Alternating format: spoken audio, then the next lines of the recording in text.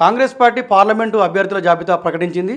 దాంట్లో Telangana Congress party senior ఉపాధ్యక్షులు మల్లురావు గారికి నాగర్ కర్నూలు టికెట్ అనౌన్స్మెంట్ చేయడానికి ఈ క్రమంలో ఆయన మనతో ఉన్నాడు. ఆయనకు టికెట్ ప్రకటించిన సందర్భంగా ఆయన ఏమనుకుంటున్నారో ఆయన మాట తెలుసుకుందాం. సార్ చెప్పండి సార్, కాంగ్రెస్ పార్టీ మీకు టికెట్ ప్రకటించినట్టు ఇప్పుడే తెలిసింది, దీనిపైన మీ అభిప్రాయం ఏంటి? ఈసారి కాంగ్రెస్ పార్టీ అభ్యర్థిత్వాన్ని నేను సాధించినట్టుగా అనుకోవటం లేదు. మొత్తం నాగర్ కర్నూలు పార్లమెంటు కాన్స్టిట్యున్సీలో ఉన్న 7 అసెంబ్లీ నుంచి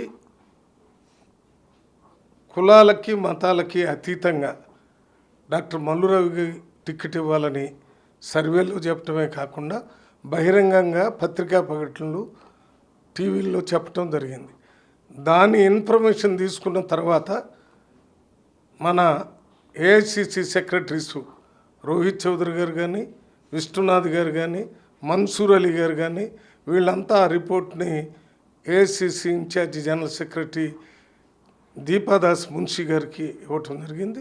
దీపాదాస్ మున్షి గారు ఇచ్చినటువంటి ఇన్ఫర్మేషన్ని క్షుణ్ణంగా పరిశీలించి ఏఐసిసి అధ్యక్షుడు మల్లికార్జున ఖార్గే గారు, అదే రకంగా AICC general secretary incharge organisation KC Venugopal గారు, సోనియా గాంధీ గారు, రాహుల్ గాంధీ గారు, మన పిసిసి అధ్యక్షుడు మన రాష్ట్ర ముఖ్యమంత్రి రేవంత్ రెడ్డి గారు, వారితో పాటు మన రాష్ట్రం నుంచి సిఈసి మెంబర్గా ఉన్నటువంటి మన ఉత్తమ్ కుమార్ రెడ్డి గారు అందరూ కూడా యునానిమస్గా ఉన్న రిపోర్టుని అనుసరించి మరి ఇప్పుడు నా అభ్యర్థిత్వాన్ని ప్రకటించినందుకు వీరందరికీ నేను కృతజ్ఞతలు తెలియజేస్తున్నాను.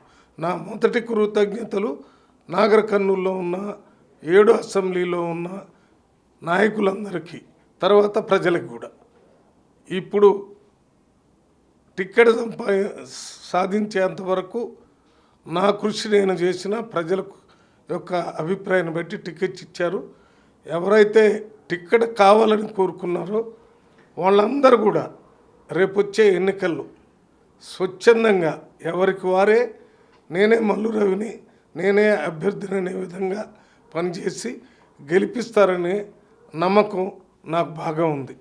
ఈరోజు వరకు ఇప్పటి వరకు కాంగ్రెస్ టికెట్ కోసం ప్రయత్నం చేసినటువంటి మా సోదరుడు సంపత్ కుమారు ఏఐసిసి సెక్రటరీ, ఆయన టికెట్ అడగటాన్ని నేను తప్పుపట్టడం లేదు, ప్రయత్నం చేయాల్సిందే. ఒకళ్ళకే టికెట్ వస్తుంది తప్ప టికెట్ అధికారికంగా ప్రకటించిన తర్వాత మరి సంపత్ గారు ఇప్పుడు ఢిల్లీలో ఉన్నారనుకుంటున్నాను. హైదరాబాద్ వస్తే వారి ఇంటికి వెళ్ళి ప్రత్యేకంగా వారితో మాట్లాడతాను. దానితో పాటు చేరగొండ వెంకటేష్ అని ఆయన కూడా టికెట్ అడిగాడు, ఆయన కూడా మాట్లాడతాను. రాము అని ఆయన టికెట్ అడిగారు, ఆయన్ని అడుగుతాను. జగదీష్ అని ఇంకొక ఆయన టికెట్ అడిగాడు, వారిని అడుగుతాను. వీరందరి సహకారంతో రేపు కాంగ్రెస్ పార్టీ నాగర్ కర్నూలు టికెట్ చాలా టైట్ పొజిషన్లో ఉన్నా, అంటే ఇక్కడ మీరు సంపత్ గారు కానీ మీకు కానీ పోటాపోటీ నడిచింది. దీంట్లో మీకు టికెట్ రావడం జరిగింది. అంటే మీ యొక్క కాంగ్రెస్ పార్టీలోనే మిగతా వాళ్ళని కలుపుకునే ప్రయత్నం ఏ విధంగా ఉంటుంది? టిక్కెట్కి 26 మంది అప్లై చేసినప్పుడు నేను పబ్లిక్ మీటింగ్లోనే చెప్పాను, దళితుల్లో మంచి చైతన్యం వచ్చింది. ఈరోజు రాజకీయాల ద్వారా సమాజానికి సేవ చేయవచ్చనే ఆలోచనతో అప్లై చేశారు. మరి ఇప్పుడున్నటువంటి రాజకీయ పరిస్థితులు క్షేత్రస్థాయిలో పరిశీలించి కాంగ్రెస్ పార్టీ హైకమాండ్ సునీల్ కనుగోలు గారు సర్వే చేశారు, ఇతర ఏఐసిసి నుంచి సర్వే చేశారు. అన్ని సర్వేలు చూసిన తర్వాతనే ఈ లిస్టును ప్రకటించారు. దానివల్ల ఇప్పటివరకు ప్రయత్నం చేసిన వాళ్ళని గురించి నేను తప్పుపట్టను. మీ అందరికీ తెలుసు, అమెరికాలో ప్రెసిడెంట్ ఆఫ్ అమెరికాకు పోటీ పడేటటువంటి ఒక పార్టీ అభ్యర్థులకే ముందు వాళ్ళ పార్టీ అభ్యర్థిత్వాలతో ఓటు పెట్టి గెలిపించి వాళ్ళల్లో ఎవరు గెలిస్తే వాళ్ళు మళ్ళీ ప్రతిపక్ష పార్టీ వాళ్ళతో పోటీ చేసి గెలవాలి. ఇవాళ మనకు అటువంటి వ్యవస్థ లేదు కాబట్టి ఈ మీరు మీ పార్టీలో పోటీ అంటే ఇంతమంది క్యాండిడేట్ పోటీలో ఉన్న మీకు సీటు తెచ్చింది. సో మీరు బీఆర్ఎస్ బీజేపీ ప్రత్యర్థి వర్గాలకు మీరేం చెప్పదలుచుకున్నారు? బీఆర్ఎస్ ఎంపీ బీజేపీకి వెళ్ళాడు, బీఎస్పీ అధ్యక్షుడు ప్రవీణ్ కుమార్ బీఆర్ఎస్కి వెళ్ళాడు. సో మీరు నాగర్ కర్నూలులో ఇప్పుడు బీఎస్పీ అధినేత బీఆర్ఎస్ నుంచి పోటీ చేస్తున్నాడు, మీకు ప్రత్యర్థి ఎవరని భావిస్తున్నారు?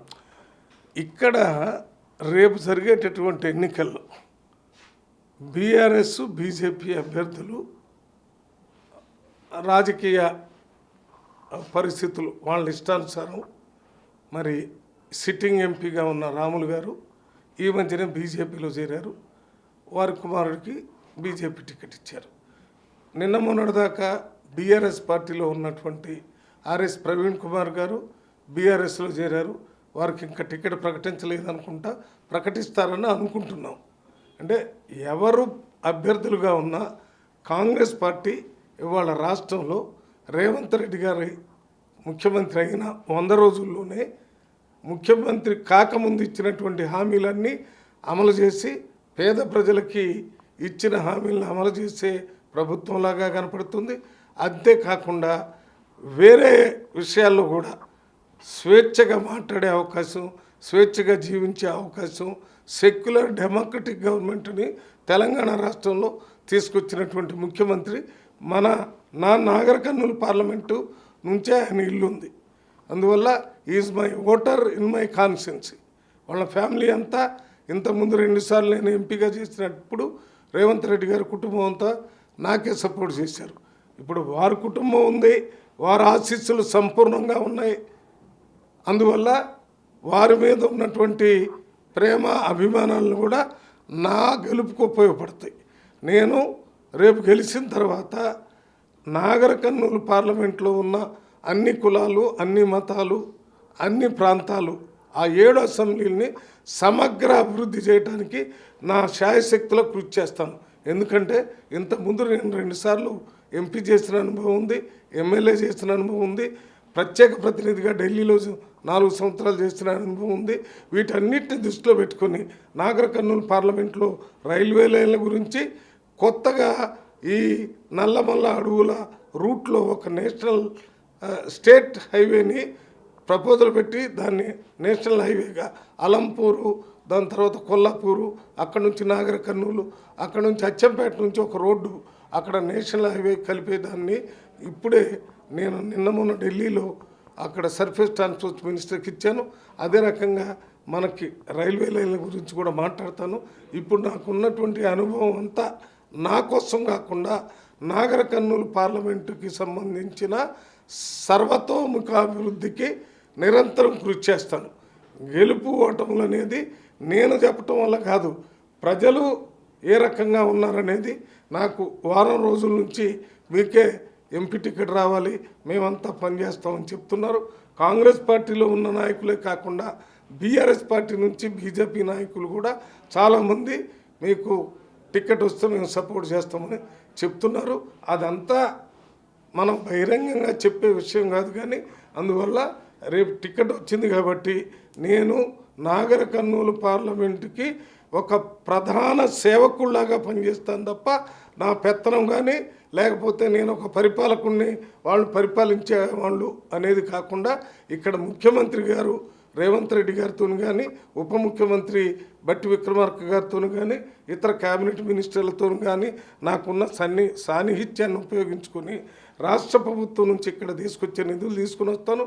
కేంద్రంలో అధికారులతో ఉన్న నాకున్న సాన్నిహిత్యంతో చాలా కార్యక్రమాలు నాగర్ కర్నూలుకి ఎంత ముందు చేయనటువంటి పనులు చేయడానికి ప్రయత్నం చేస్తాను. కృష్ణా నది మా నాగర్ కర్నూలు కారణమండి పక్కన నుంచే పారుతుంది కాబట్టి ఇరిగేషన్ ప్రాజెక్టులన్నీ మిగిలిన పనులన్నీ చేపట్టేవే కాకుండా అక్కడ వాటర్ డిపెండెంట్ ఇండస్ట్రీస్, నీళ్ల మీద ఆధారపడి పెట్టేటటువంటి ఇండస్ట్రీస్, చిన్న పెద్ద ఇండస్ట్రీస్ను కూడా అక్కడ అలంపూర్ నుంచి, గద్వాల నుంచి, వనపర్తి, నాగర్ కర్నూలు, కొల్లాపూర్, అచ్చంపేట, కలవకుర్తిలో ఇవన్నీ అభివృద్ధి చేయడానికి ప్రయత్నం చేస్తాను. ఇంకోటి మర్చిపోయాను, నాకు టికెట్ ఇవ్వడానికి పూర్తిగా సహకరించినటువంటి మంత్రి జూపల్లి కృష్ణారావు గారికి, అదే రకంగా ఉన్న మిగిలిన 4 ఎమ్మెల్యేలు ఇక్కడ కసిరెడ్డి నారాయణ రెడ్డి గారు, మన డాక్టర్ వంశీకృష్ణ గారు, అదే రకంగా మన రాజేష్ రెడ్డి గారు నాగర్ కర్నూలు ఎమ్మెల్యే, మెగారెడ్డి గారు వనపర్తి ఎమ్మెల్యే, దామోదర్ రెడ్డి గారు మన నాగర్ కర్నూలు నుంచి ఎమ్మెల్సీ, వీళ్ళందరికీ ప్రత్యేకంగా ధన్యవాదాలు. అదే రకంగా గద్వాల్లో పోటీ చేసినటువంటి అభ్యర్థి సరిత గారు, జిల్లా పరిషత్ చైర్మన్ గద్వాల, వారికి, అదే రకంగా మన అలంపూర్ నుంచి మిత్రుడుగా ఇప్పటివరకు పనిచేసి సోదరుడుగా ఉన్నటువంటి సంపత్ గారికి వారి అందరికి కూడా నా ప్రత్యేకమైన కృతజ్ఞతలు ధన్యవాదాలు తెలియజేస్తున్నాను. కాంగ్రెస్ పార్టీలో టికెట్ ఆశపడడం సర్వసాధారణం. దానికి గెలుపు గురాలకే టికెట్ ఇచ్చినట్టు భావిస్తూ అదేవిధంగా రేవంత్ రెడ్డి ముఖ్యమంత్రి సమక్షంలో పార్లమెంట్ ఎన్నికలకు సిద్ధంగా అవుతున్నాం. ఖచ్చితంగా 14 సీట్లు 15 సీట్లు కాంగ్రెస్ పార్టీ గెలుస్తుందని మనకు మల్లిరావు గారు చెప్పడం జరిగింది.